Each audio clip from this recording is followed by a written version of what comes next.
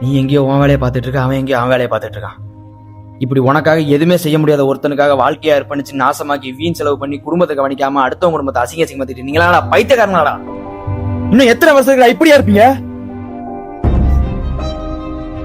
நம்ம இப்படி இருக்கிறதுக்கு என்ன காரணம் தெரியுமா? அடிமத்தானம்.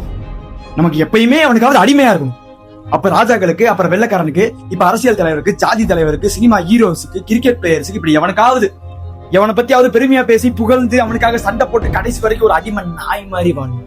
ஆனா அவனுக்கு நம்ம யாருன்னு கூட தெரியாது. ஏண்டா தெரியாம தான் கேக்குறேன்.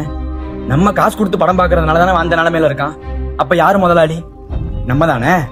நம்ம வேகாத வெயில நின்றுகிட்டு இருப்போம்.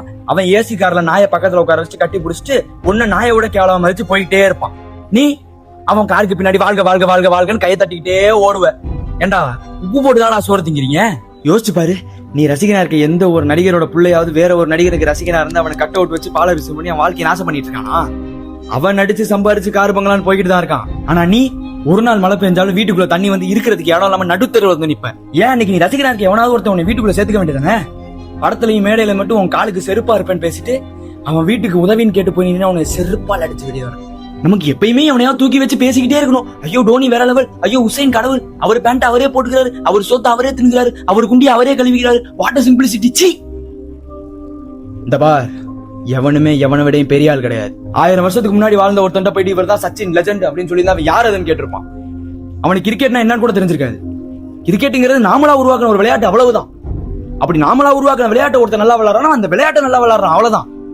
அதுக்காக உடனே உன்னை லெஜண்ட் கடவுள்னு தூக்கி வச்சு கொண்டாடுறது முட்டாள்தனமா இல்ல?